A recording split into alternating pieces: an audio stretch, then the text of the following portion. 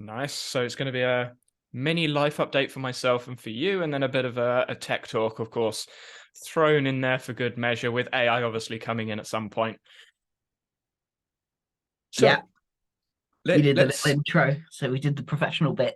yeah, exactly. I've done the intro thing right now. Now let's chat. Morgan task. I'm going to say my thing before you say your thing because I've been doing it. I did it first. That's basic. Exactly. I'm being the child here. I'm going to be like, I did it first. Um, so when it comes to Obsidian and quick capture on the phone, for me, Obsidian is great when I'm doing something like listening to a podcast, or I would say reading a book, but I don't read books. Um, listening to a podcast or watching videos or doing something like that. Obsidian's fine because Obsidian's already up on my phone. It's already there, and I'm just good to go. When it comes to really quick capture, like I want to open my phone, open app, write something down, and leave it.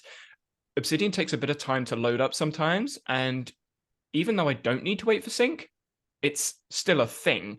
Like sometimes I can't edit a file and then go through. I know on Mac you can do it really quickly because you can use shortcuts and stuff. Android, I haven't found a quick way to do it. You want to add something? I don't think we're actually the same when we're talking about this. I think What? it might be different. Okay.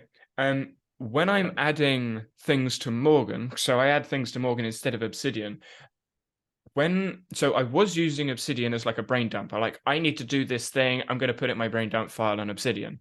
And that's what I was using for a while. Then I realized with the Morgan app, hey, I can use this thing. Yeah. And then I started putting all of those smaller tasks inside of Morgan. And the benefit of doing that is when I look at my day at the start of the day, I don't need to go to Obsidian brain dump, be like, what task have I got to do? It's already in Morgan. And then that's when I would then schedule them out and just dump them into Morgan. Or in some cases, I'm just like, I've done that, I've done that, I've done that, I've done that, and then the task stick goes. That's how I've been using it. My next question was going to be like, how are you doing it? Yeah, so interestingly, I'm almost doing so I have I mean that bit's boring, like the bit where you put quick note tasks and creating tasks and you got to do things like, but these aren't actually tasks. So I was and this is and I'm playing with it and I don't know whether I like it yet, but so far I do. So I set up time blocking, and I don't think I discussed my time blocking kind of thing last week, can't remember. You But did. basically, as a recap, it's I have the adulting tasks, the business tasks, and then regenerative. And all of my regenerative stuff falls under research. It's like all of the researchy, nerdy, geeky stuff that I want to know and learn about, but don't have as much time to prioritize. Um, so I currently have started using that when I'm listening to, so when I'm doing like housework and stuff, I usually have, thanks to YouTube Premium, I usually have a lecture in the background that I'm listening to. And I was listening to two lectures. And At the one same of the time, things of I course, always, huh? productivity. Oh, At yeah, the same time, absolutely. yeah. Productivity, 10 times speed, obviously. No, not 10 times speed. I think I would have crashed. Even my brain was like, oh, I got to think about that for hours. Oh, I need to think about that one too. I don't know how I skipped this. Before you carry on, you said lectures. Yes. Did you always listen to lectures? No. I was going to It say, was something. that's the Something. sort of thing I Something. do. I'm like, that's my Yeah. thing. Like. Yeah. You were talking last time about repetition without repetition. You were talking about like Bayesian, and I was like, I like the sound of all of this stuff. I'm gonna go look it up. And normally I buy a book or get a podcast or do this or do that, but I'm like, no, I could probably find a lecture. I just YouTube it. Let's find a lecture, and I found two. There are a Two lot on them. two separately. I know. I found an entire playlist of lectures about Bayesians, and I'm like, ooh, Yeah, I'm. good luck understanding that. Like, Oh, I it know. goes deep. It goes deep quick. I know.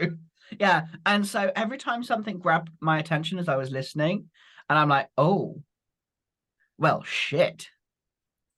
It goes in, it went in as a task, but I had it kind of grouped a little bit because in the end, I would have had a couple of hundred, and I don't think Paul Morgan can cope with a couple of hundred.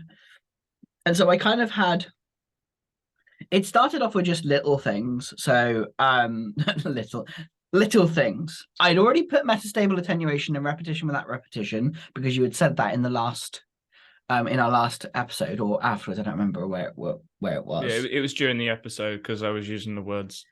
And you were like, what? And I'm like, oh, I want to know. And I think you also used unconscious inference as well. I don't think I mentioned it last week, but it's certainly part of Part of that. it, yeah. And so that must have been what I was listening to. So one of the first things I had was Bayesian is optimizing uncertainty when I was listening to it. And so I was there reading that down, and they would talk about ventriloquism. And I literally, why am I not just sharing my darn screen? Is there anything I was about to ask you that. I was like, you could share screen. Yeah, and I'm literally just started making like really stupidly short notes, which could have been done in Obsidian, but I was like loading up like all of the things you just said about loading it up, making sure it's synced, all of that like stuff. It's a little bit of faff. It's just a tiny bit of faff, whereas I just press a button and then off I type. The only thing I realized is that it doesn't have a scroll wheel on like the ability to scroll on here. So in the end, it kind of ran out. As you can see, I've lost a little bit of stuff, but I'll go back through and listen to it again. Well, But they're looking at bringing meeting notes into Morgan anyway, so like actual meeting notes. So very nice. So yeah, and I just went through and was like, oh, that's a question I really want to explore more, because that was the question that the lecturer was mentioning. I was like, oh, fascinating. And then, free energy principle, self-organizing systems. It was really, and that's just an extra one. That's just not, I love it, exceptionally over the top, science stuff. Great James Canvas book, both groups make it easy to read the game. It's right there. Here is my brain in a nutshell.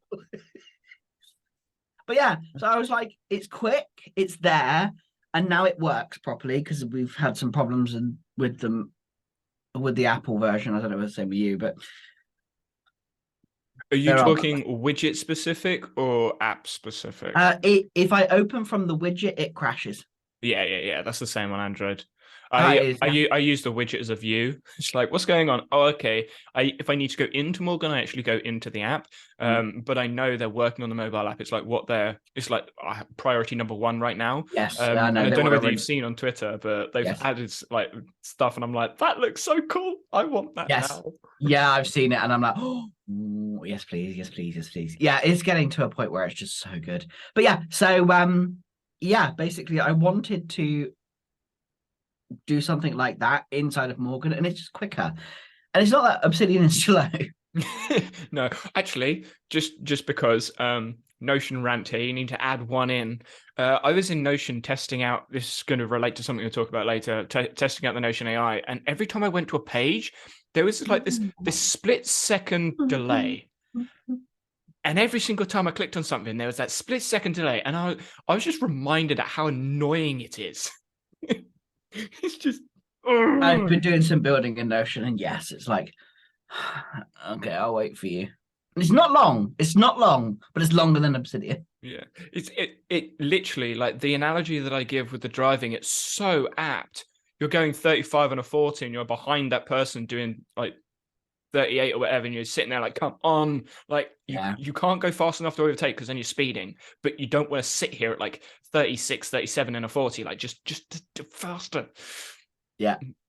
But yeah.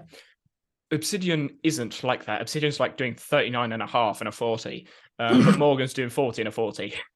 Yeah. And it's just that split when you just want to go, it's just easier. Yeah, it's just that removing any friction possible. Because that's the thing. When I'm in the kitchen, I have my headphones in, I'm just listening to the lecture, and I want to be able to grab stuff super fast. Like, not even think, because otherwise, if I have to faff even a little bit, I will then get way too into what I'm doing, and then I just won't finish off every other task. And so for me, it's like when something grabs my attention, I'm like, oh, I'm going to write that down quickly, and then it's done, and I can carry on. Otherwise, I just end up getting too engrossed into the lecture, and then getting absolutely nothing done that I actually needed to get done. Yeah, what I've done, so in your case, I don't use Morgan for that because I have Obsidian up. Like, if I'm going to listen to a podcast, I know I'm going to listen to a podcast or lecture or whatever. I'll have Obsidian up, and then there is no delay because it's already up. But when, like, the times where I'm using Morgan are I'm out, I don't know, driving somewhere, traveling somewhere, taking someone somewhere, or I'm out and about. I wouldn't say I'm socializing because it's like at football. So it's like taking a drinks break. It's like, oh yeah, there's that thing. It's like the one-off. I need to quickly add something. To me, it goes into Morgan rather than Obsidian, because Obsidian is that like the initial load up time. If it's not there already, it's not prepped, then it can take a little bit longer. And then I also use it. I know this is going to be like really, really bad, but I have my phone next to me in bed. It's on the floor, but No, how do you sleep? Because obviously you have to have 8 hours of sleep. You have to. I do. My phone doesn't get in the way because it's on the floor. But blue light. My phone's on like the darkest anyway because the light hurts my eyes. But it's still blue. Maybe. Yeah, and I use my phone to take notes, and it's Morgan. It's like, but both of those work well enough together. Like I woke up this morning and I completely forgotten what I wrote down yesterday, and then, excuse me, Morgan. Morgan was having a little bit of a fit with the dates. You know, the timestamps. At the moment, it's a little bit glitchy for me. I don't know if it's the same for you. Yes, it's been glitchy. Yeah, and I was just like, Morgan, please. So I moved the mouse back over it. Yeah, I woke up, I opened Morgan to see what I'm doing for the day, opened up the task. I was like, oh yeah, those were really cool ideas that I had. Let's go do that now. And it's just, I don't have to I don't have to look at Obsidian, because what I found is when I look into Obsidian, that's it. My day has started. Yes. It's kind of like a, now I'm in work mode sort of thing. Well, it's not work, it's whatever I want to do. But like as soon as I opened up my Obsidian, that was it. Like I'm writing. Like I didn't think and go, should I be writing now? What should I be doing now? It's just I'm writing. Or I'm managing projects for videos or whatever. Whereas when I open up Morgan, I'm in a mindset where I'm just planning things out, and that's where I can bring stuff in, because that's something I noticed with the brain dump in Obsidian. I used it, but I had to remind myself to use it. It wasn't just I was the same. there. Whereas with Morgan, it's like I am planning things. When I have a thing that I need to think about, it's like, yeah, okay, cool. I'll put that in there now. It's almost instantaneous, like in there now. I mean, I don't really use Obsidian on my phone. I only really use it when it's a podcast or a long lecture or something that I'm listening to. Yeah. But yeah, I think the way I see it is like when you have your shoes and you put your shoes at the shoebox by the door, or we do anyway, like your shoes are there. So when you go to leave the house, your shoes are just in the shoebox. My sister doesn't do that. She leaves her shoes wherever she took them off, which could be anywhere in the house. So when she goes to leave, she gets to the door and goes, shit, where's my shoes? And then goes, has to find them. And that's basically the same as I felt with the brain dump. I'd go to do something and go, shit, what have I got to do? And then you go to the brain dump, rather than going to the calendar, go, what have I got to do? Oh, this, and this. So yeah. It's already there. Yeah. Yeah. I'm looking forward to time 2, I have to admit. Yeah, but that's like a couple months in development. Like, I know. I'm just you gotta wait. Give me now. I have found Reclaim AI or IA. I don't remember. It's AI, probably. No, I'm not sure. It's a plugin for Google Calendar, but Time 2 and Reclaim will, when Time 2 is a thing, Reclaim will be like a direct competitor, because I was going through the different Google features and Morgan features, trying to compare them. Let's just say Morgan wins on more than one occasion. Oh, Clara. Yeah, and Reclaim IA, AI, whatever it is, does what Time 2 tries to do. I haven't explored it enough because it's not high on my priority list.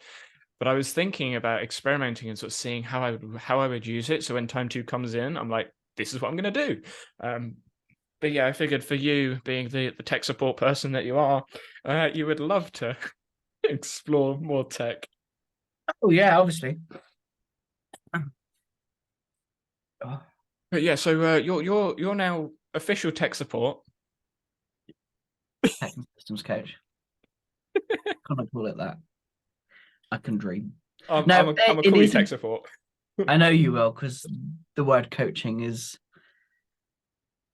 very lightly used in business. I mean, my aim is to be a coach and coach people, but it doesn't always end up like that.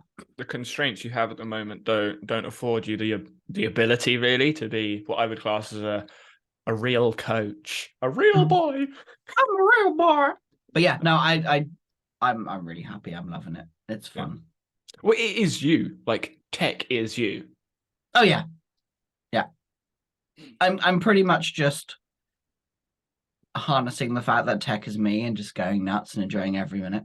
Yeah, that's where I think you can you can show your expertise. Like Yeah. you can now really show what you're good at. So I know you haven't seen Tiago's video on Notion AI. I would love a primer and I'm looking forward to it. I don't want to sell you too much, and those that haven't watched it that want to watch it, just like teaser alert, I guess I could say. I mean, it's only like an 8-minute video, but teaser alert.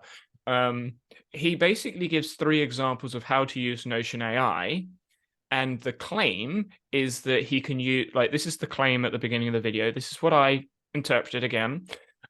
Is that Notion AI can be used as a substitute-ish for the distillation process of notes.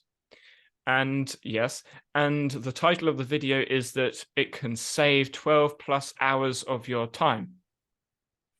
And the 3 example that he uses is the default summary button, the default find actions button, and default translation button. I'm not saying it's a bad video. I'm not saying it's a good video. I'm being reflective and saying it's a shallow video. Default Notion AI. Yeah, But he doesn't add any prompts. He just clicks the buttons. He does because if he crafts a prompt, I would cautiously, I wouldn't agree completely, but it would be far closer to be like, yes, there is the potential for that. But when it's just the default summarization button, I mean.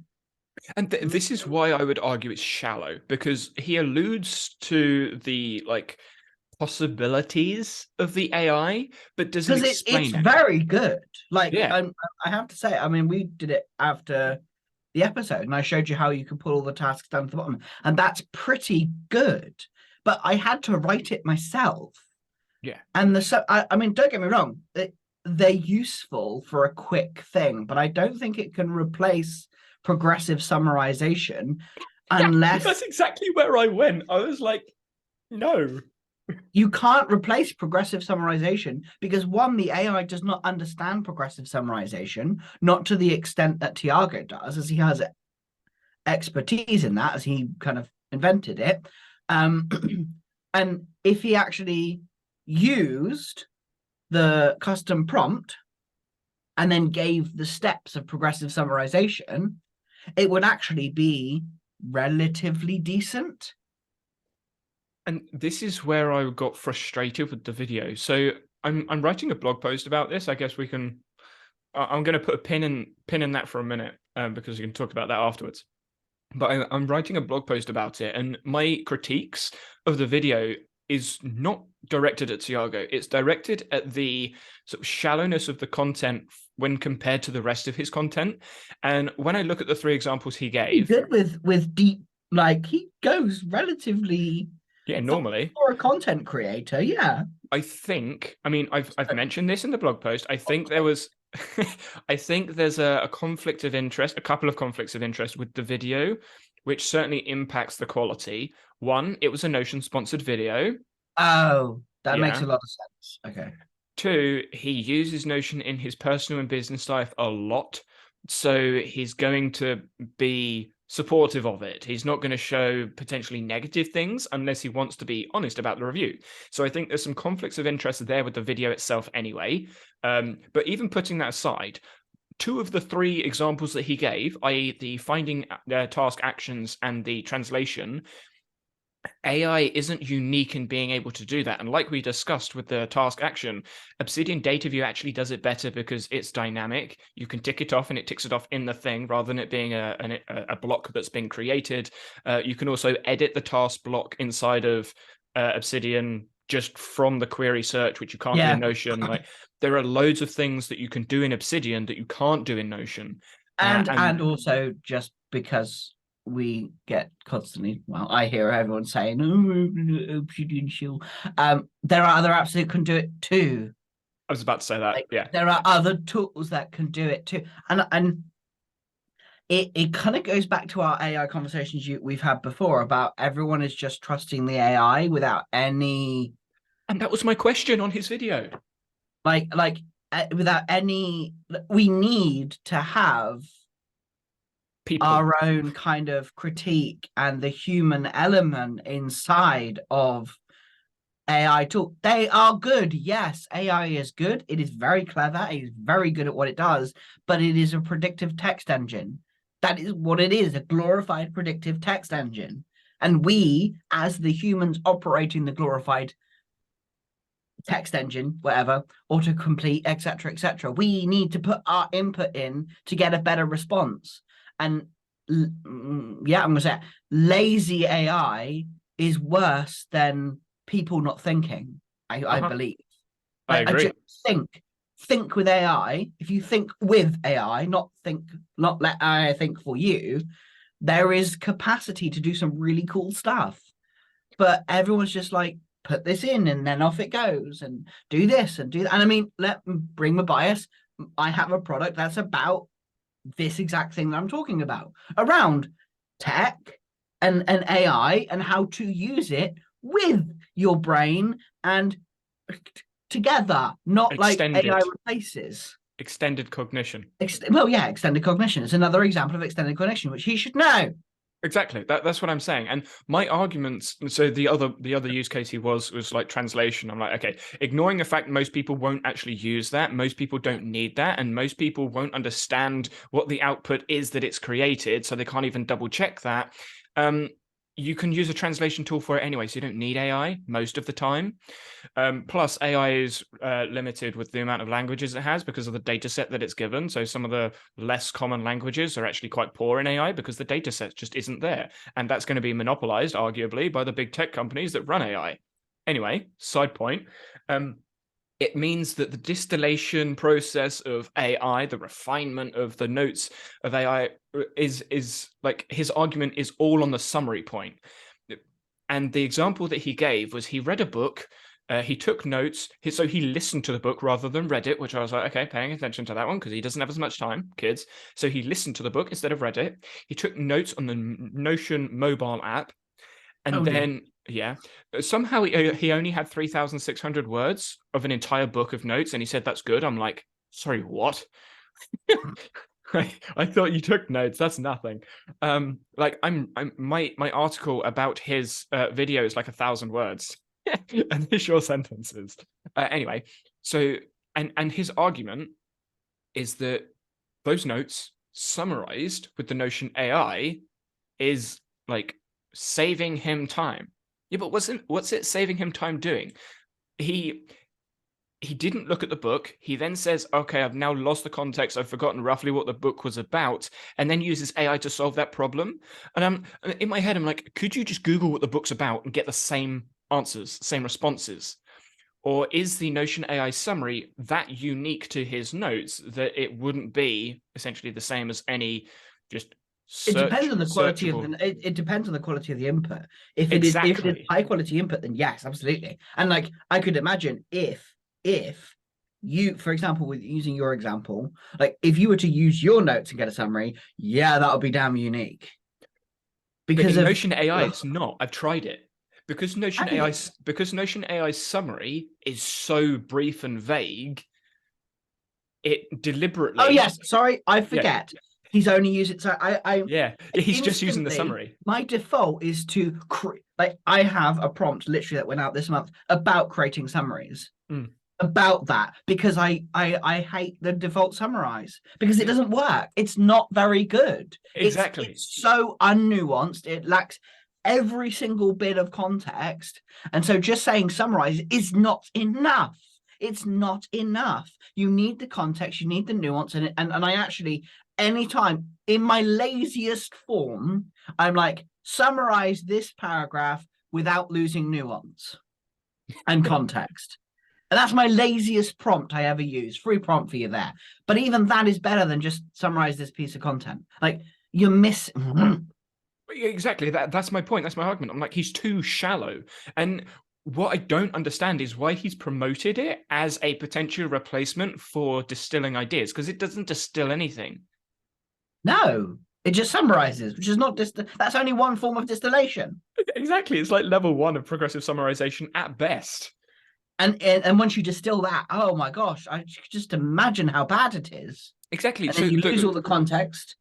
And I was like, the quality of notes, you're better off quickly rereading like the headlines of the page, assuming you have headlines, or the main bolded points or the main bullet. You're better off doing that than you are looking at the summary. I put in my learning note, which I think it's got like 10,000 words in, 15,000 words. It's not that refined. It's just learning note that I put in learning, but then you got practice note and some other stuff as well. Like, it's not actually all learning. But I dumped that into Notion AI and I asked it to summarize it. And it basically just summarized what pedagogy is. Like, it used some of the words that was in the text, but it also left out entire sections. Like, it didn't have anything in the summary about play, didn't have anything about practice, didn't have anything about focused attention, but they were all headings inside of the learning file. And I'm like, hello? These are headings. And if you'd have not used the summarize button and instead actually created a summary, like asking it and telling it what to do, it would have probably done a decent job. I'm actually kind of intrigued to see whether it would do a decent job. But I know ChatGPT would do it. I know ChatGPT would do it. I did it in Bing, and Bing gave me a better summary. But I don't think I did it in Bing. I'll rephrase that. I asked Bing to summarize learning information inside of Bing, and the summary Bing gave me was better than the summary Notion gave me from my notes. And I'm like, why would I going to grab your notes and play with that, because I'm really intrigued to see how well it could do, like with a couple of different prompts. Because I think this is the issue, is people are assuming, and this is something that I see, like the common misconceptions of AI is that they're seeing AI as being able to read your mind and being a human, which I think is, I understand why. It makes sense because it sounds human, but it's not human. This is why, I mean, I know we're going to go like 90 degrees one way for a second. This is why IP and ED are so conflicting, because IP is intuitive. You would intuitively think you have an input, you process an output. It's intuitive. You can grasp it. Same with working memory. You can grasp it. It's how you think it works. Okay, but it's not necessarily how it works. It's just intuitive. So I have to come in here. Is it intuitive? That's how you thought it worked until I challenged you. That's how most people think memory works. When you listen to someone talking about ADHD, neurodivergence, working memory, any of that, most people use the analogy of a machine. Input, process, output. I mean, I always found it odd, if I'm thinking back. And it didn't quite make sense. See, that there is like its reflection, but with a different view. In it, I would argue, if it felt odd enough that you were like, I disagree with this, then you would have challenged it. But it being odd can just be you not understanding it to a greater depth. And what most people tend to do, from my experience with IP, is they go, working memory works like this, but they don't go into depths on areas where they don't understand because it's too complicated or it's too sciencey. It's probably my knowledge now that they think, oh, I just don't understand the science. Not that, oh, maybe this is wrong or maybe this isn't actually how we think. It's, I don't understand the science well enough. So people then go to the next stage. Okay, how does processing work? Okay, how does predictive processing work? Okay, how does Bayesian brain hypothesis work? Okay, how does Bayesian brain hypothesis work with predictive processing in action? And it just goes further and further and further until you're at stupid levels of like... The maths around that stuff is so like... It's so out there that it's... Oh, what is it? There's a paradox inside of cognitive psychology specifically in neuroscience, where it's computational neuroscience. Basically, the computation that you end up doing is so complicated, you might as well have not simplified it in the first place. Like they find an algorithm to get a result, but to make it more accurate, they have to make the algorithm more complicated, and it goes up and up and up and up and up. Eventually, it gets to the point where the algorithm is just as complicated as the original thing itself, and you haven't actually done anything because it's just so complicated.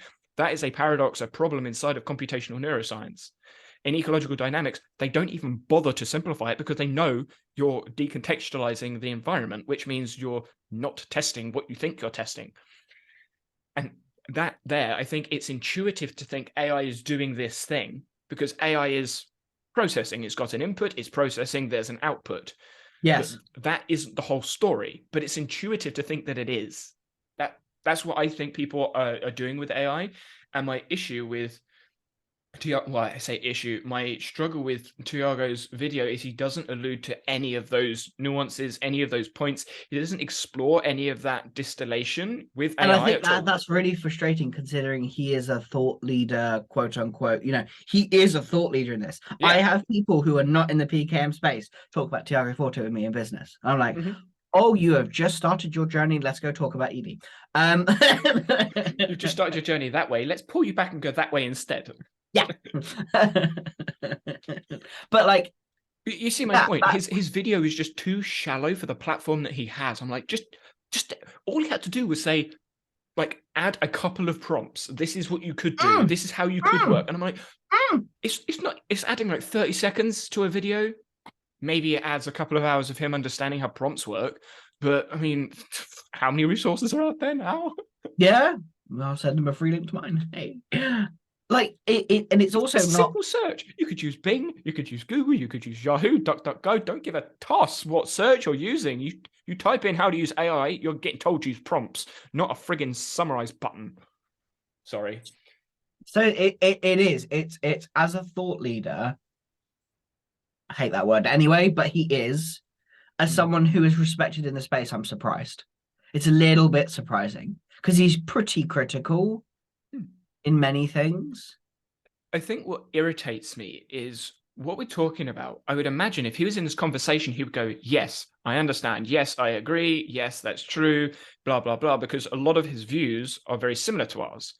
And that is where, to me, it's irritating. I would call this behavioral integrity. He doesn't have behavioral integrity because his philosophy, his values, his morals, and the stuff he speaks about in his blog is different from what he shared in the video.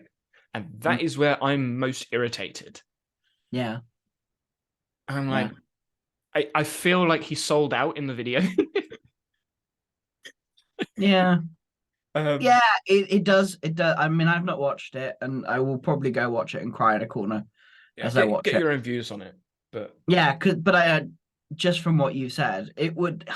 The summarize button is fine if you really don't need that. Like, I don't think it works for personal knowledge management in any way, shape, or form. Not actual, like real managing of personal knowledge and synthesis and like it's good when you've got a project which has lots of text on it and you need to basically summarize it as a project management tool. Yeah, you can get a basic summary. That is the only time I would ever use that. Otherwise, I would write a down prompt, which I'm so happy. I'm so happy that that they have the ability to write your own prompts. Yeah. I think another point that irritated me was the save time thing, because it doesn't save time, because you still need to do the work. Like, the work of summarizing something isn't for the output of the summary. The work of summarizing information is to help your understanding, your depth of understanding around the topic, whether it be, okay, this is pointless, or this isn't relevant, or I don't need this. That's still useful work that you've done. So I wouldn't say he's saving time. I would say he's choosing not to do the work. Yeah. And I think that's drastically different from saving time and doing the work. And the blog that I'm writing, just to sort of like segue into this next bit, the blog that I'm writing is going on, obviously, the website, the blog. But I'm also recording them, like audio recording them, because I prefer listening to a blog than I do reading a blog. That's my personal preference. And in the process of trying to put audio on a website, I realized how annoying it is, like how tacky it looks to just have an audio file and play the audio file. I was like, yeah, I don't like this. I'm going to have to actually upload this somewhere. And I thought, hey, I have a podcast. Let's just upload it there. So what I'm doing is I'm writing inside of Obsidian, of course, writing the blog. And editing and doing the research and stuff in Obsidian, because I'm not writing in WordPress. That's stupid. Then I'm doing the audio recording and I'm putting that on the podcast. So I can then embed the podcast inside of the page. So you've got an audio, a podcast, and a written of the blog. If it's worth making a video on, I will. But if it's not, then I won't. And what I think that does for me is it gives me the freedom to write, gives me the freedom to critique, and also speak my mind, so I can consume the content that I'm creating slightly quicker, because I know my stuff, and reading through my stuff at times 2 speed is not possible because I still need to read the words, but I can hear myself. And it gives me the freedom to think, gives me the freedom to write without the limitation of, I should probably make this into a video sort of thing. But for those topics that are what I would class as video worthy, yes, that's subjective, I can do that. And that's exciting to me, especially as it gives me the freedom to write the book that I've been trying to write, or start to write, for about a year now. It gives me the freedom to actually start writing, because I don't have to make a video on things. So you're smirking. Yeah, it's just it's kind of something that's been going through my head now that I'm slowly shoring up my business to be an actual business again. It's where my brain's been, it's like, okay, cool. So now I have this regular client which comes in, I'm working for someone, it's nice, it's great fun, I'm loving every minute of it. It gives me, I think what I was realizing what I wanted was more opportunities to do the research, to think about things, to start thinking about the combination of like tech and systems and this whole thing that we talk about here, and like ecological dynamics and all of the delicious yummy stuff that we do, and like the synergy of the two with my own opinions. And I'm like, this feels good, because whatever stopped me from creating content was, well, it's not going to actually bring in revenue, which is something that is a priority for me, obviously, because I have children and responsibilities, you know, a horrible thing. I have adulting things. And so this is where you need an adult to your adult. Yeah, there isn't one. Yeah. You are the adultiest. I am the adultiest of the adults. Yeah, I'm not. And so somehow, don't ask me how. It depends on what day it is, actually, to be fair. Yeah, if it's D&D day, definitely not. No, then I'm just the printier of prints, and just printing everything. But like something that I'm really enjoying, and what's actually quite fun is the stuff that I'm doing in D&D is actually coming into my work too, minutely, because it's that creative storytelling and all of that stuff. So it's making me go, oh, I could have some fun with that. I could put that into some of the work that I do. And I've been mapping out a course on Descript. I think we've discussed that. Can't remember. Yeah, where it's kind of very similar to the Obsidian onboarding, but it's Descript, and getting people into the tech tool. And it's just, I literally have it all mapped out now in Obsidian, of course. And like, it's so much easier in Obsidian. I know, I'm loving every minute. I'm like, I just wish I could give people the vault. Just give them the vault. Yeah, I mean, I've gone through that. It's good, but there are issues. Yeah, and that's that. I saw it, and of course I experienced it because I'm in Obsidian onboarding, and yeah, it's fine, but there is like, yeah, there's quirks, there's issues, there's limitations. It's just easier. I mean, you've seen my website. I don't know how like the most recent update you've seen of my website, because I've been changing it a lot in the last couple of weeks. No, I haven't seen it recently. But yeah, so there's a course page with the 2 courses, obviously the fundamentals and the Obsidian onboarding. The fundamentals is slowly growing as we go, and then the Obsidian onboarding is obviously the onboarding thing. And doing the course on the website just makes life so much easier because I only need to manage one platform and funnel people into one place, and everything can be managed in one place, within reason, of course. But the planning is still far easier in Obsidian because any note I want to add on a lesson, or something I need to add, something I need to change, or something I need to update, or the stage at which notes are in, like, it's just easier in Obsidian. I can map it out in a canvas. I could use a Kanban board, but I've got my own version of a Kanban board, which is done with like metadata menu and data view inside of cards on my Canvas dashboard, as most people will have seen by now. And it's just so nice to be able to do what I want with the organization rather than being confined and constrained. Yeah, it's so nice. I'm loving being able to just play in the canvas without having to think about it. It's so nice. Did you see the 1.2.3 update of the insider build? I might have. It came out like last night, yesterday. No. There's a load of bookmark bug fixes, of course, and some changes and things, but the one I bloody love the bookmarks. Yeah, they are so darn good. Yes, they're good. I just haven't quite found my stride with them. Like, I use it, but not because I'm always going back to my home and then just going from there. I don't really have a use apart from finding the templates folder. It's just easier to click and go templates because I bookmarked it, and then the project. But the update that I was most excited about, which is kind of sad, is Markdown in outline now no longer shows in the outline. So if you put brackets around something in a heading, they've done it. They've done it. Yeah, they added that to core. And I was like, yes. So now you can put Markdown inside of a heading and it not show up in the outline core plugin.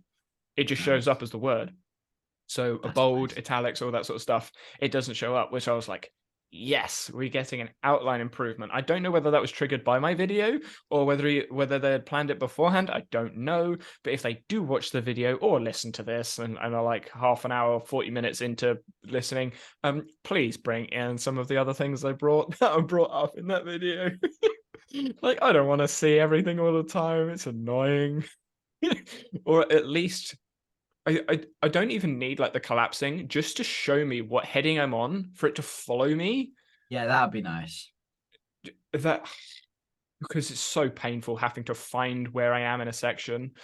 And because, like, to give a practical example, when I want to move the heading I'm in up 5 headings, for example, I need to find where I'm at and then click the heading and move it up. But I have no way of knowing where I'm at apart from just searching for it. And when you have files with like 30,000 words with like 30... But something tells me that most people don't have files with 30,000 words in it. Then they're not using Obsidian right. Ooh. Is it right or...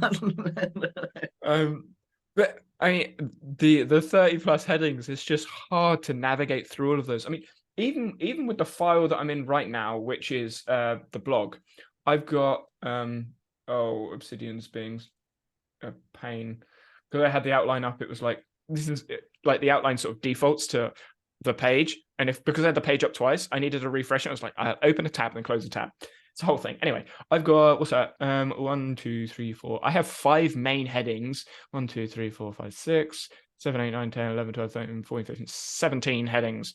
So 70, that's underneath. So it's 23 total headings. That fills up a lot, right? Actually, this is a blog, so I can show you. Let's go there. So you can see, like, there's all the headings. And this is what I would class as a small file. There's only 1,000 words in this file. Imagine this, but times by 30, and then trying to have to find where you're at. Yeah, you're scrolling like 3 or 4 scrolls up and down in the outline. It's so annoying. So having just like a highlight, just the highlight of where I am, please. And Good now. Yeah, you got a view of the structure. I'm And I think that's a nice little segue to storytelling. How are you telling your stories in D&D? I'm curious. Because obviously it's not a traditional like book story structure where you're like act 1, 2, 3 or the hero's journey. So I use it varies. It depends on which. I've got 2 campaigns, and I'm still exploring. So I'm a very new DM. So I've only just Dungeon started Master. For Dungeon those Master or uninitiated. Game Master, GM, whatever. And so I actually just follow what Sly Flourish teaches, which is basically like, yeah. Oh, what's that? What? Really big side tangent. Nicole I did a now want to. video. Nicole did a video about PDFs for D&D, and she I uses know she Zotero. chose to use Obsidian. I know, Zotero. I know. I watched it. I was like, Dan's gonna be loving it. I already knew she'd pick Zotero from the conversations that I'd seen on Twitter, but I was like, I'm gonna watch this video anyway. And the point she made, I was like, okay, yeah, I do it a different way, but I see what she's saying. And the plugins that she uses in Obsidian, in Zotero, I'd never heard of any of them. Never heard of any of them. I was like, I know. Okay, where in the world did they come from? I mean, I'm not going to use them because the plugins that she uses does the things that Zotero Integrations already does. So I don't really need it because of the use case I have. Understand. Yeah, some of what she was doing, but she's got a link to a page that goes into a thing, and I'm like, yeah, but you do that with a highlight anyway. So you could just note a page and then import in Zotero Integrations. Like it's doable, but I can see for her use case, the plugin she uses makes more sense. It's just my use case with actual highlights, so I don't want that. And then I was just like, that's a really cool side note where I was like, she's using Zotero. Yeah, it's so cool. Yeah. So I basically use Slow Flourish's tech like whole thing because I otherwise would spend way too much time. So one of them is a module that basically I'm just using. So for people who don't know what that is, a module is a pre-written story. So it's done for me and I'm just tweaking it to play around with it, to explore and experiment and see what happens. The other thing that I'm running is kind of semi homebrew, where I basically partly use AI because it's kind of fun to see what they do, and then I tell it off when it's wrong, and then it goes, "Oh, I'm so sorry, let me fix that for you," because AI doesn't know everything and requires you to look at it. I would argue AI doesn't know anything. No, actually, it doesn't know anything. No, you're right. It doesn't know anything. It just predicts what to say. Yeah. Yes. Yeah. Exactly. Yeah. And so real philosophical there. Yeah, obviously. And so I follow like his whole structure. And my brain was like, while I was watching your thing, I was like, how would I do that with that? So obviously he's got let's actually open up my D&D vault because that'll make sense. Wait, you're looking at my structure to map your story? No, it just reminded me of what you're doing. Sly does. And I'm like, that's kind of cool. I would do that slightly differently. And like, it was something that's been going through my head the last kind of week or so of like, how would I incorporate a kind of D&D-esque story outline into my content? And so what he teaches is you have the strong start, which is kind of like the bit that gets you straight in at the action as a point, which is basically what content does. You want to get people in. And then there are kind of scenes.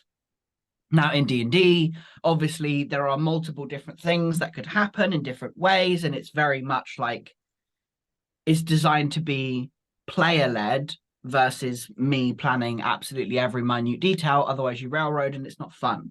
And I think it also matches for kind of the sort of content I want to make with like tech and systems and my courses. Like, I don't want to tell people how to use it or railroad them into a single way of working.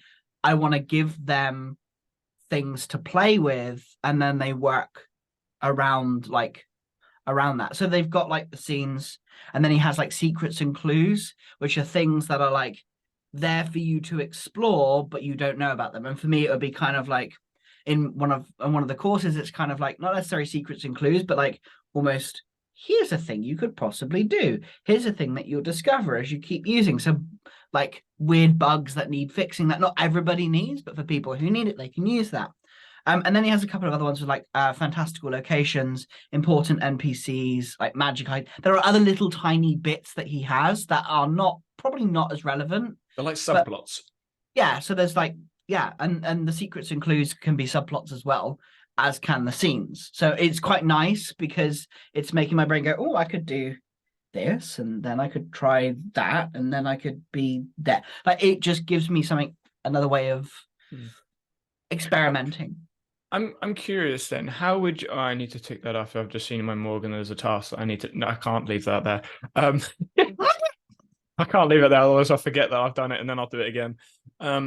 Yeah, no. So with your obviously you were writing a book. I don't know whether that's been paused. I would imagine so. Would you use those skills that you're learning through D&D storytelling to help you write the book, or do you reckon it's not as transferable as it seems? I have no idea.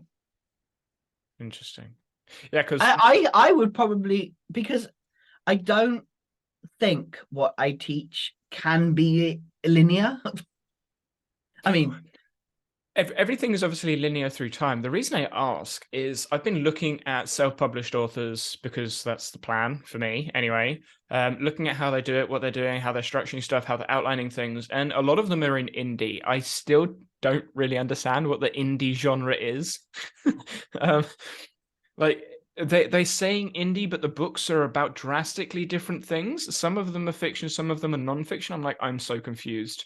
I But think indie means independent publisher. that was my initial guess, but I wasn't sure. I yeah. Anyway, I'll search for it after this. So people in the comments, no need to worry. I will find out. But long story short, the stories that they're telling are very linear, and I'm looking at it going, I could tell my story like through the book,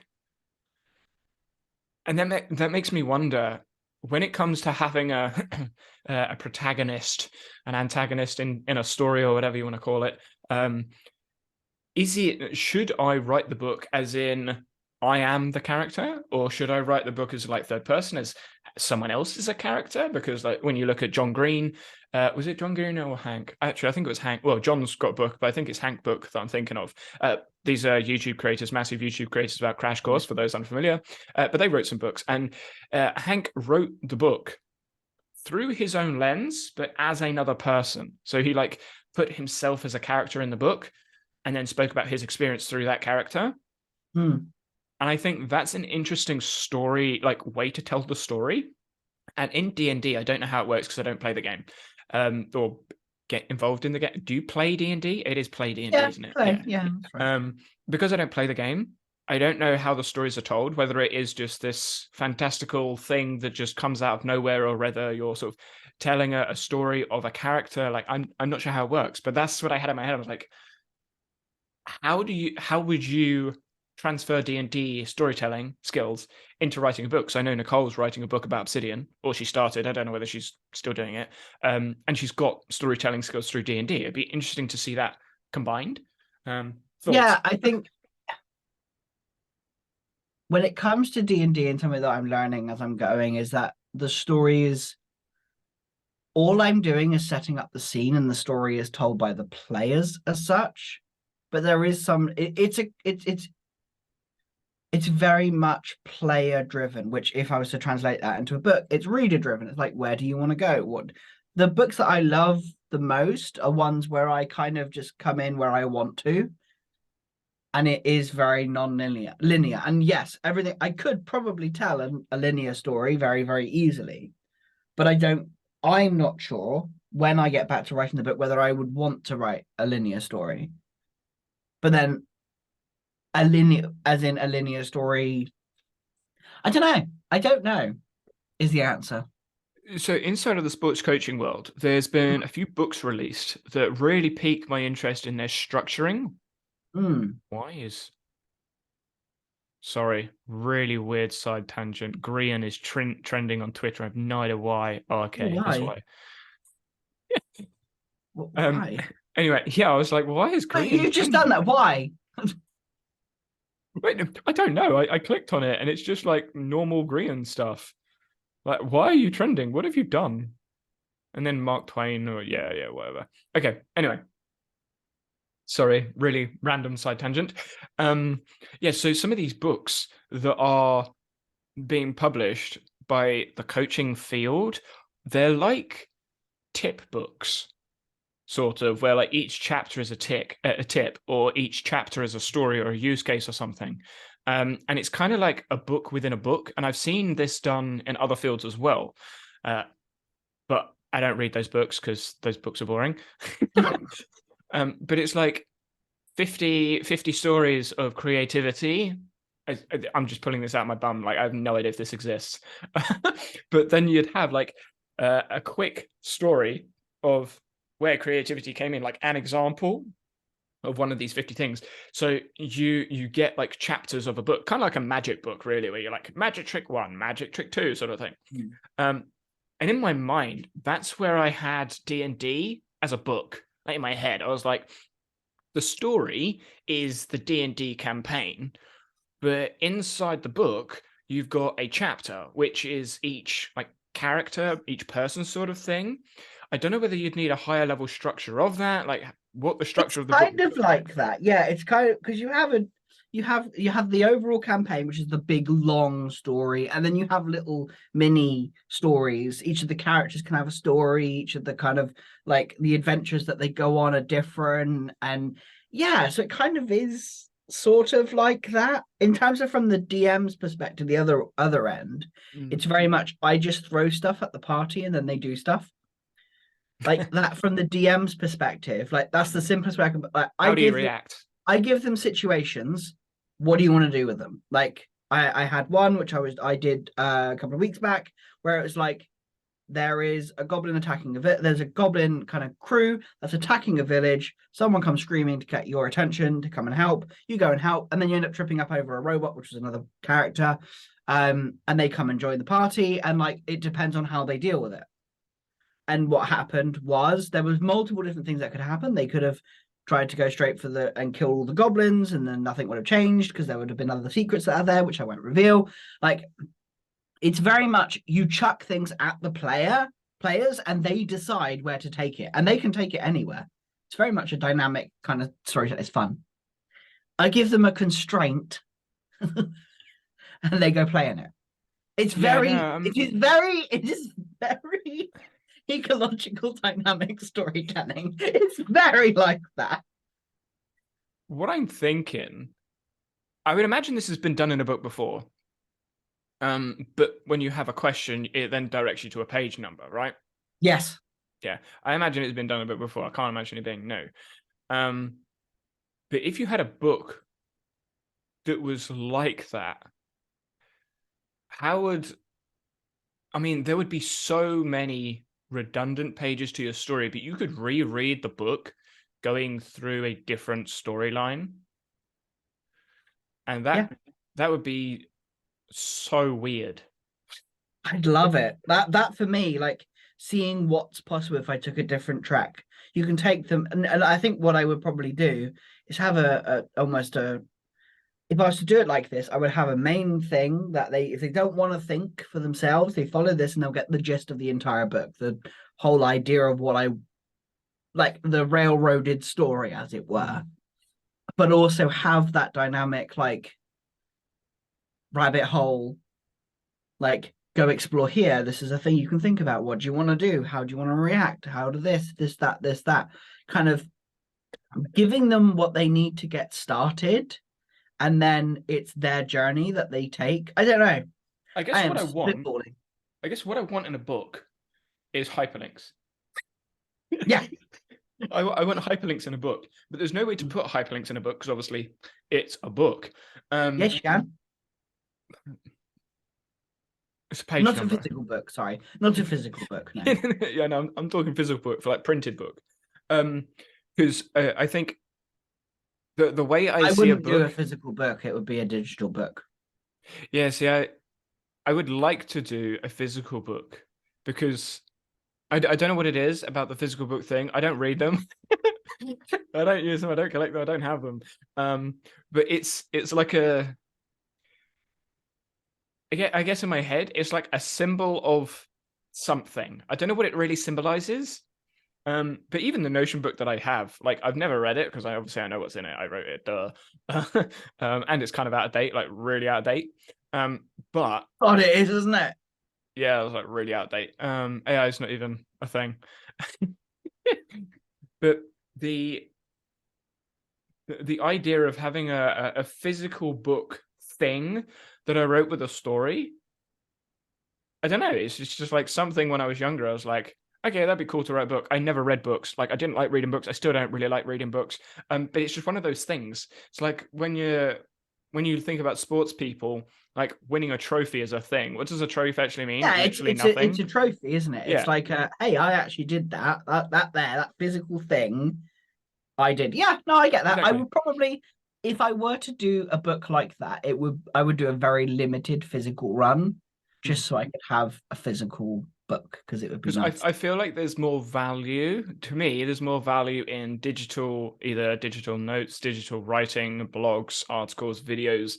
I I feel there's more value in those things, especially for most books that are out there, because most books are marketed as a book, and that means that If I was to do physical books, I think what I would do is I would offer them a free digital edition. Like, just click here, download the digital PDF, download the PDF, have it.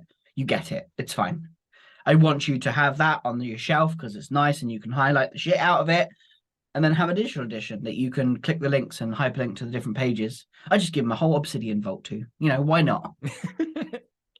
I certainly think there is value in that. I just don't think not everyone is going to read those sorts of books. And these are the questions that are going in my head right now when it comes to like, what do I want to do with this book idea? I'm calling it a book idea because I don't know exactly what I want to do with it. And something that comes with the book thing is the author title, the best-selling author thing, the whole like up down popularity credentials, etc. blah blah blah rubbish. When you speak to most like successful authors, they really don't care. At the root of it, they really don't It care. is It a was the tick process of writing a book. box. Yeah, it was Yeah, the it's the process of tick writing a book. box. Yeah, it's just a tick box. It means that they've got a little bit more stature, and that in business, that is literally all it is. Yeah, a lot of people that I've seen speak about them writing a book, they had a massive like drop after writing the book. I would associate this with something in sport called the Olympic blues, where Olympic athletes build up like 4 year hype, build up to the Olympics, go to the Olympics, whether they're successful or not, they hit what's called the Olympic blues, and psychologically they just crash basically. um, it can fall really, really hard: depression, anxiety, struggles with the world, and it is a serious issue. But unless you're an Olympic athlete or you're in the high performance field, you don't really know about this thing. And I feel it's the same with writing a book. It's the same sort of crash, same sort of feeling. Mark Manson's mentioned it as something else. I can't remember what it is, but he spoke about another term, but it's very similar. And I don't want to experience the crash. Obviously, I'm aware of it, um, but I still want to get there. It's kind of like a proof that it's not a proof that you're an expert, but it's a proof that you can do it. It's kind of like climbing a mountain. What's the point of climbing a mountain? Well, it's to prove you can do it, sort of thing. And also there's learning journeys on the way, and I'm like, I want to write this book. And it's like, yeah, but I have all these other questions, these worries, these curious, like anxieties, blah, blah, blah, all like the things that everyone else has. And I'm like, navigating this world, what, how, when, loads and loads of questions. And it's just something that I'm moving forwards in. Whether I know what I'm going to do, whether I actually get there or not, that's a whole other conversation. Yeah, I just wanted to share some thoughts. Yeah, I think. Yeah, I think it's YouTube's everything. way easier. Yeah. Is it? It's far easier. I want to do a video on this. Record, edit, publish, done. Yeah, a book Book. is much more intense. Yeah. I mean, I've been working behind the scenes with a few different people actually on books and writing books and how they're doing it, researching and stuff, because I'm researching how they're researching for books, working with other people. Yeah. And it's everyone's system is disorganized. They're all figuring it out as they go. Um, which is self-organized. yeah. I like that you said that. Yeah, they are self-organizing, and it's a mess because self-organization is a mess, um, especially when you're not attuned to the environment that you're in. Yes. I And realized a lot of the work that I'm doing with clients now would be is that attunement. It's like that there, which is not like that because God forbid that's nowhere near as small as that. But like that there is the learning thing, the coaching-y element of it in my world in particular, anyway. yeah, it's difficult. I challenged who was it, Bianca, I think, on Twitter recently with one of her tweets, and someone asked me, well, how do you define knowledge? Because I said creating unique knowledge is easy, or what was it?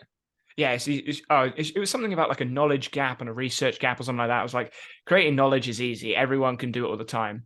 And I was asked, what's my definition of knowledge?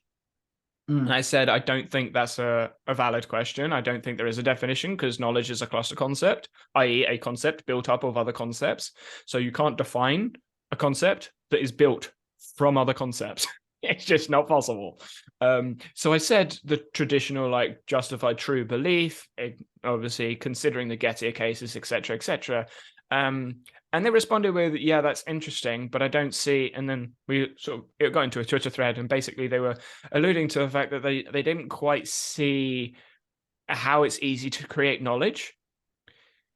And when you look at knowledge, if I say, okay, my wallet is in front of me now on my desk, that's new knowledge that no one knew before I said it.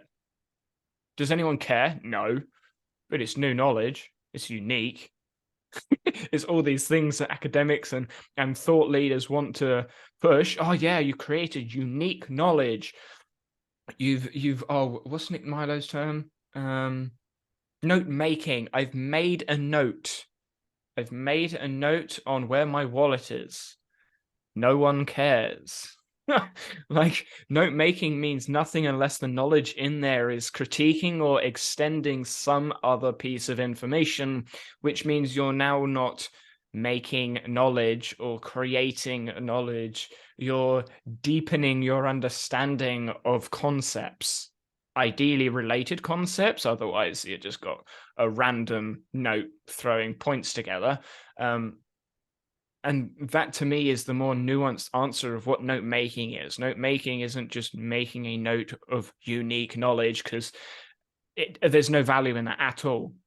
But most people would argue there is. I would argue there's no value in note making unless you're defining note making as deepening your understanding in related concepts.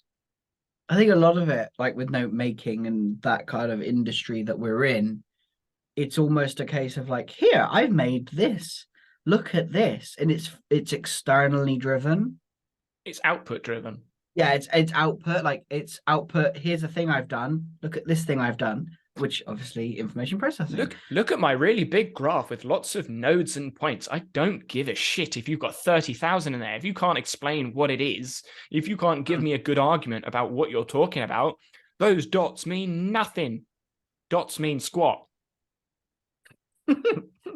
Yeah, and I think that's something that I'm realizing as I'm going through this journey myself, of like my notes are becoming so much more just for me as such, and for my own gaining of knowledge, whatever that is, and deepening my understanding. It's less about like trying to come up with an output and more like, oh, this is interesting. I want to think about this more. And my thinking comes into actually putting it somewhere, and then like even just as simple as the task list that I showed at the beginning to bring us all the way back. Like every time I look at that task, I don't know, right? Bringing it all the way back to the beginning. Every time I look at my task list, I have this one question which was asked. It's like, what's the difference between memory and learning? And I'm like, oh, fascinating. Like I like that question. What's your initial response?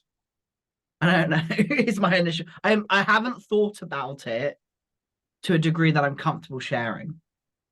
That's what I mean. I got that's what you mean. I'm curious as to why you're not comfortable sharing. Because I don't have the words. You do have words, just you don't think you have the words accurate enough to explain what it That's is that the you're word. trying. Yeah, obviously. So how do you learn those words? Oh yeah. Yeah, so okay, fine. Let's do that. What do I think what's the difference between memory and learning? I mean, I have a problem with the question. Like my instant reaction is I have a problem with the question. Uh-huh. That's my instant reaction. It's like memory is a weird one.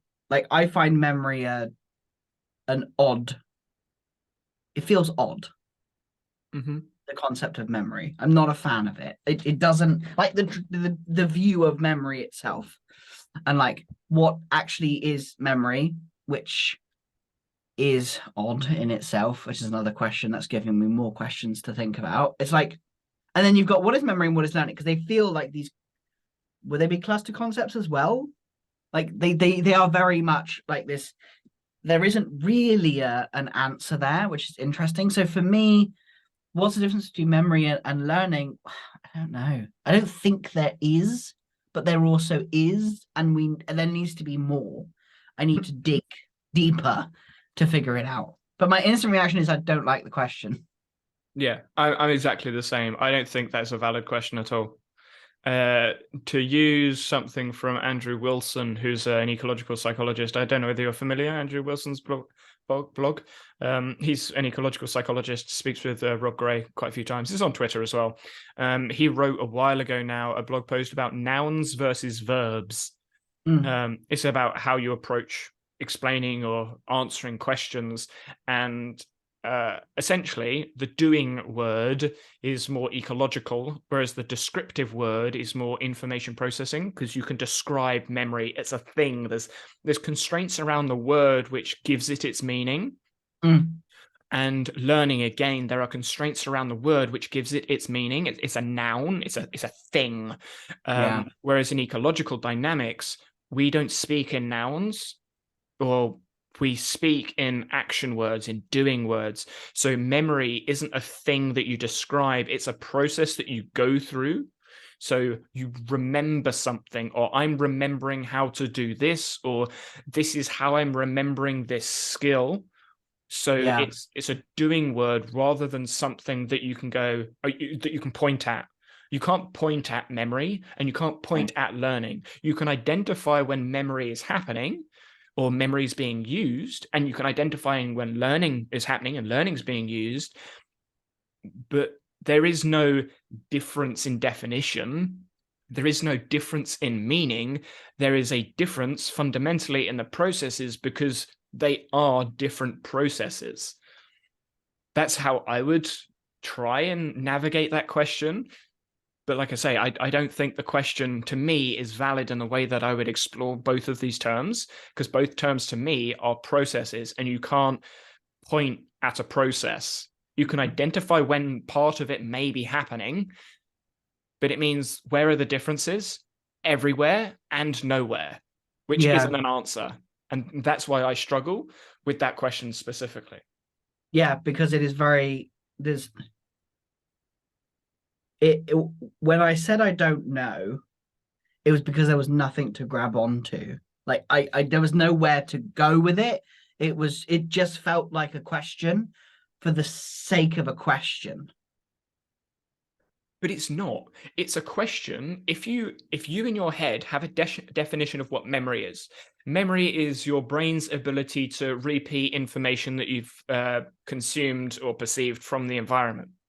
Some random gobbledygook, something like that, right? If you have that as a definition, and then you compare that with learning, your ability to retrieve information from your brain and act out accordingly, blah, blah, blah. They're basically the same. You could, with the misconception, they're the same. They are basically identical, but they're not identical, which is where my brain was like, I was like, because that's exactly what my brain immediately went into. But then as soon as I said that in my head, I was like, no, I don't like that, because that's not, no. And that there, And that there is where like the nouns come in. So the noun of memory is a store. Memory is a store in the brain. Learning is the action that you do that requires the memory store. You're learning, i.e., bringing stuff in to memory, typically is what learning is. I would also argue learning, if you're going to use those sorts of terms, is also going out, because you learn by using memory to then critique it. So it is an outgoing process as well. Again, this is really hard, like mental gymnastics to try and get around these stupid noun words. But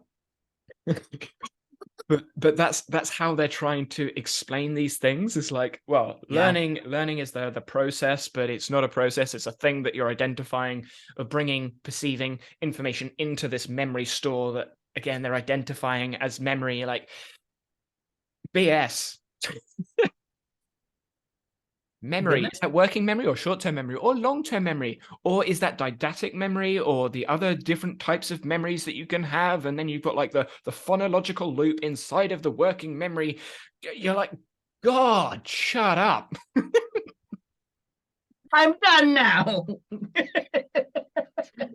Oh dear. Yeah, I mean, reading, I have this book, which I've shown a few times. It's Cognitive Psychology. It's the 8th edition. It's like 1,500 pages long. And it's about cognitive psychology. They are for cognitive psychology, the authors, but they allude to some of the limitations. And every time I see the limitation, I'm like, but that's because of the way that you're speaking. I'm not saying ecological dynamics doesn't have limitations. Of course, there are, and there are quite a lot of them.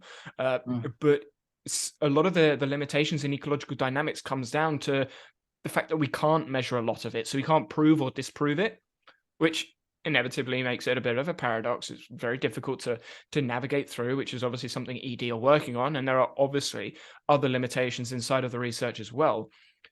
But for whatever reason, people don't seem to think cognitive psychology is wrong.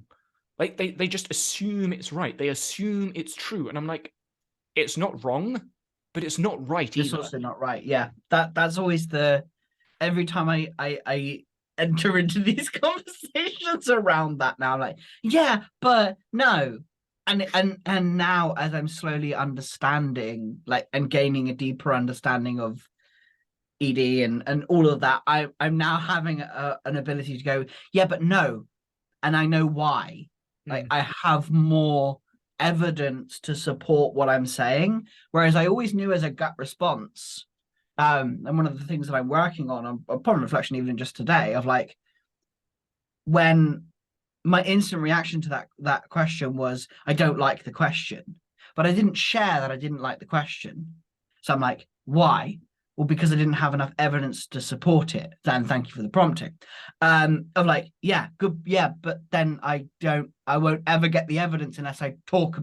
So it was like, it was interesting to see that, and a lot of what I've experienced in my own life is like, yeah, but that's no. I get what you're trying to say, and you're not wrong, but also you're wrong. You could be more accurate. Yes. I mean, it's shorthand to say you're wrong, but yeah. Well, the question I always go to is like, can you elaborate? Like, there are so many times inside of cognitive science where can you elaborate? And it almost always goes back to some sort of predictive processing or brain processing or mental process that our brain does, which inevitably leads to Bayesian brain hypothesis and the free energy principle from I can picture his face, but I can't remember his name off the top of my head for whatever reason. But yeah, the free energy principle. Carl Friston, there you go. Yeah, it goes back to him and that sort of stuff, and you're like, but you can't elaborate on that. Like, you as the person can't elaborate on that. So where is your justification for the actions that you're making? Where's the behavioral integrity? When I make an action, I have a reason behind the action. Whether I have a strong justification for it or not, obviously that's going to differ between the actions that I'm doing, the context I'm in, etc., etc. But I have a reason. If you have no reason for your action and you're trying to come up with that reason, typically people will lean towards cognitive science because it's in popular media more. Yeah. but there's no real justification for it. They're just, yeah, I'm just doing it. I'm just saying it. I'm just feeling it. Feeling what? And often what I'm feeling is not what is being said. That's the same with a lot of people. When you speak with people and you say there isn't one solution, there's not one answer, most people agree with you, but they won't know why. They won't know how to explain that. And when they do try and explain it, they say, oh, we all have, our brains work differently. Duh. Duh. And then you go and say, oh yeah, my working memory is different from yours, or my long-term memory isn't as good as your. I mean, they don't say long-term memory. They say, oh yeah, I don't have a good memory. Sorry. Yes, you do.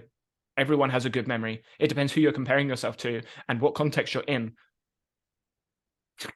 when you look at kids at school, that was another point actually that I thought about talking about, but maybe not.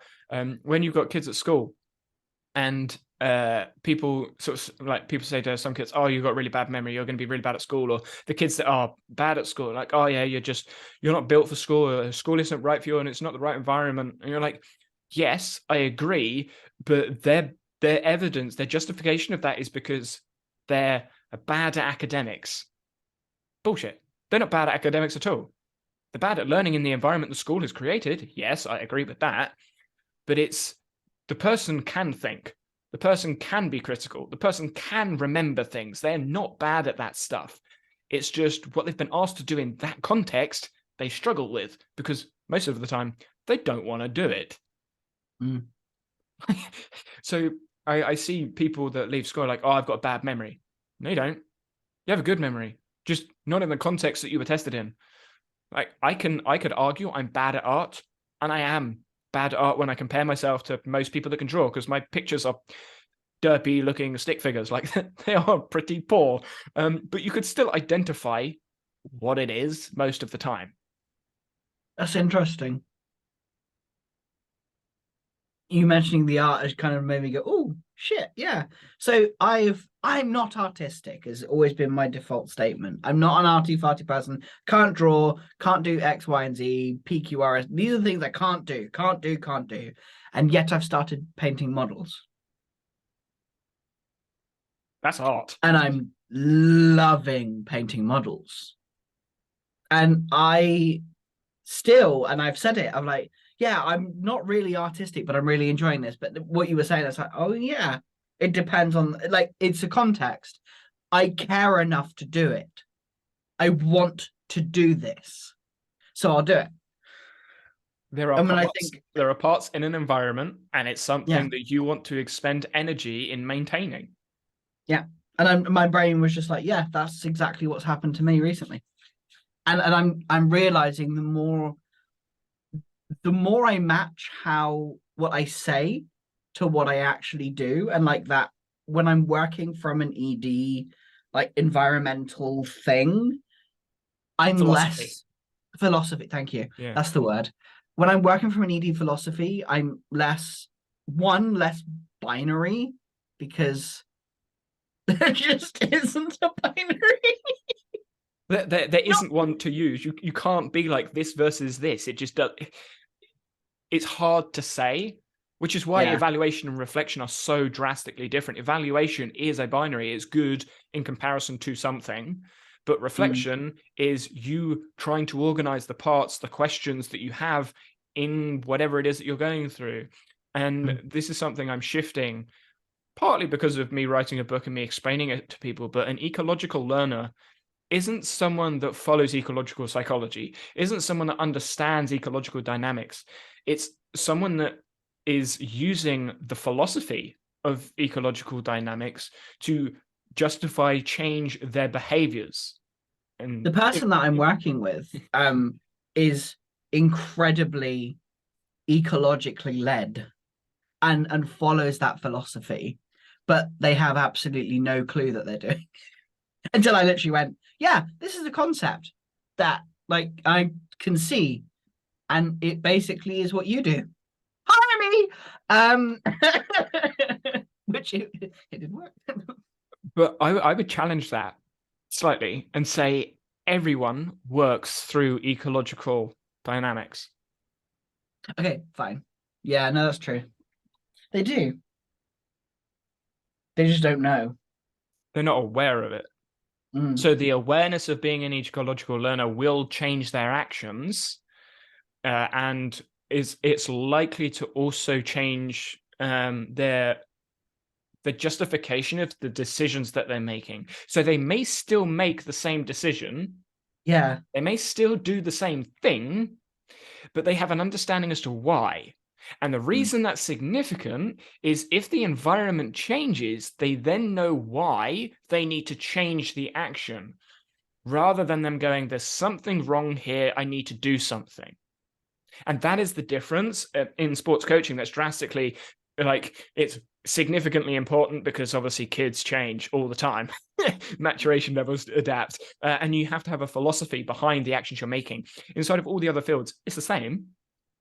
But understanding your rationale behind the actions you make, having behavioral integrity through a philosophy of practice, which potentially could be through ecological dynamics or being an ecological learner, understanding that, I think, gives you more autonomy in the decisions that you make, gives you more freedom in the decisions that you make, and also makes you evidence-based and gives you a rationale rather than going, I don't know, I just did. It just felt like it. I love ecological learner. I like that phrase. That's my working name of the book. I like that. So I might use that. I'll have to copyright it. I'll have to trademark it. You probably should. Maybe. No. You really should. Okay, we'll talk about it after the podcast. I've got one thing that I want to bring up that's been in the news recently. I don't know how much you want to elaborate on this, but did you hear about the head teacher that was in the news? Can you elaborate? The head teacher that is no more. She was a teacher, a head teacher at a school that had an Ofsted inspection. The Ofsted inspection didn't go to plan. They went from an outstanding to the word beginning with I. It goes outstanding, good, and then improvement needed. Something like that. I can't remember what the I is. It'll come to me in a minute. But yeah, so they went down like a lot. And she committed suicide. She was in the news about it. And it went big, like big in the BBC. It's been in the news for 3 weeks now. Yeah. There's so much I could say on this, but I'll keep it brief.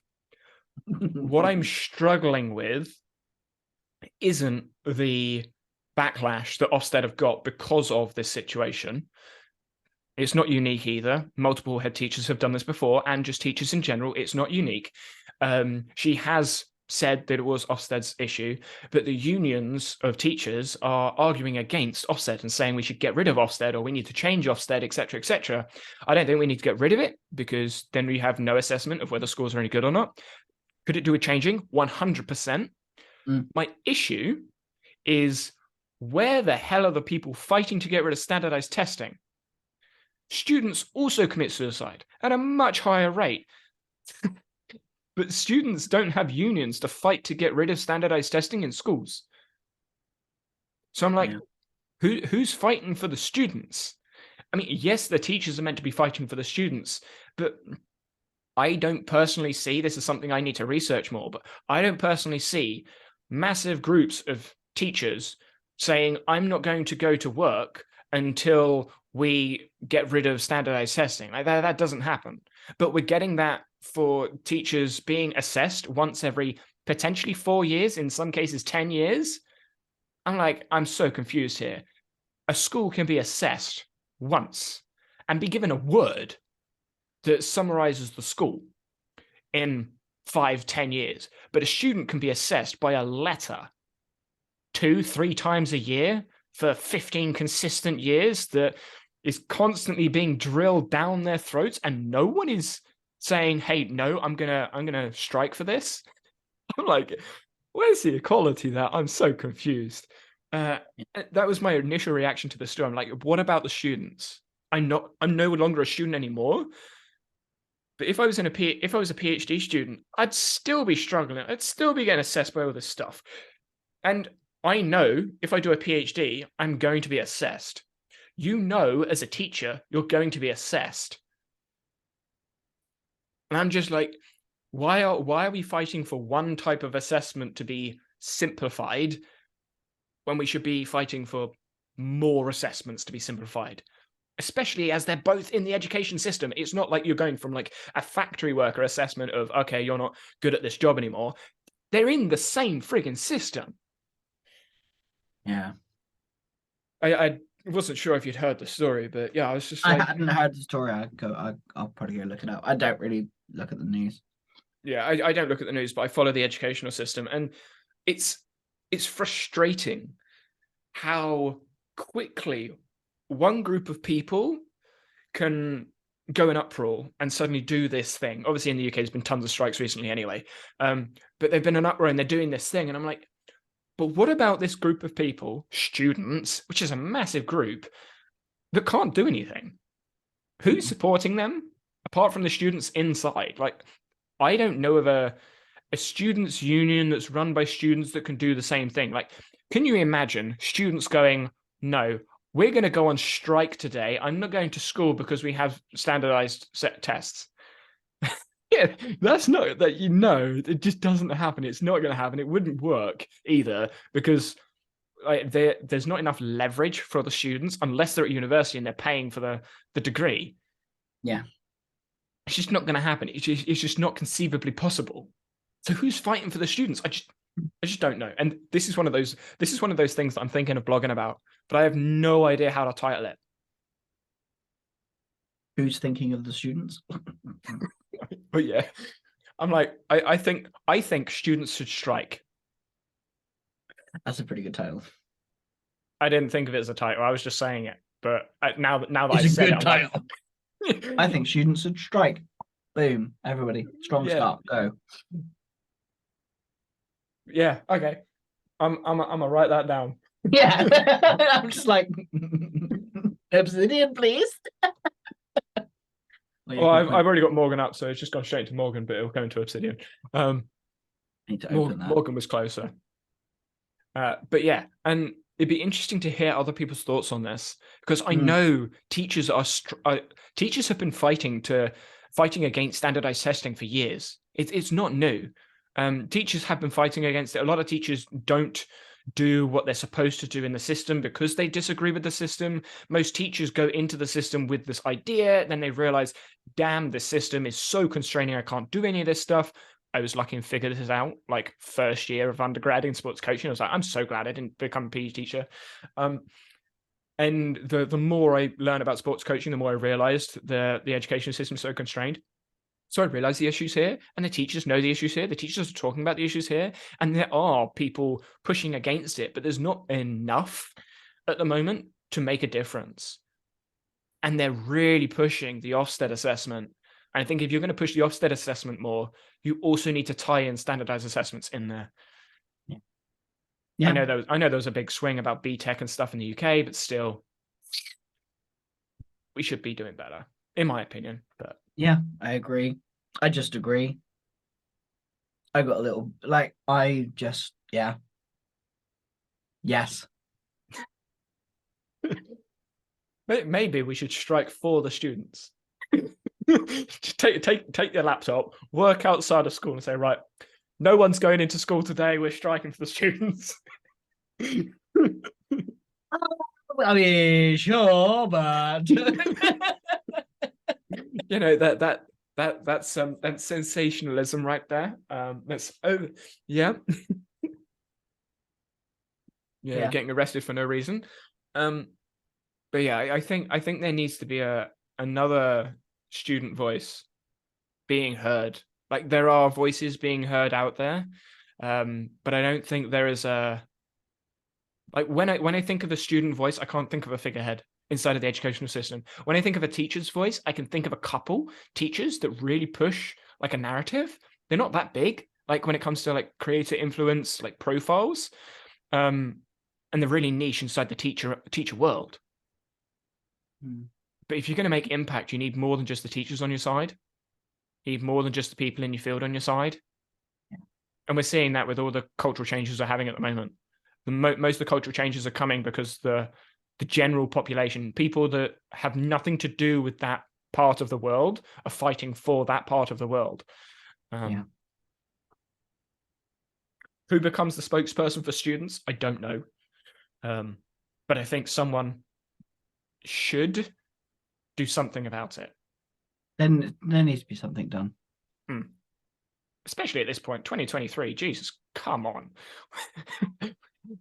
We have all this information, these views, this knowledge about how learning works, and we're still doing this stupid thing in schools.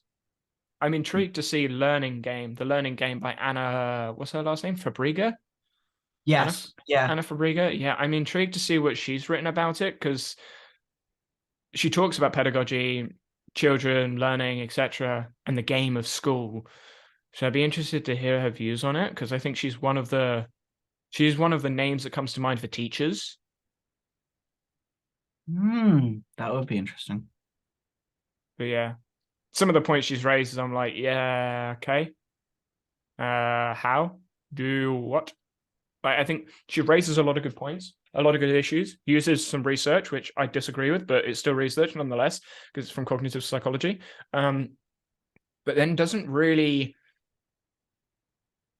She doesn't give an evidenced solution, but the solutions that she gives, you could quite easily map to an ecological approach. Yeah. Which is why I'm like, just that little bit of rephrasing there. And but yeah, I'm cognizant that we've been going for like almost 2 hours now.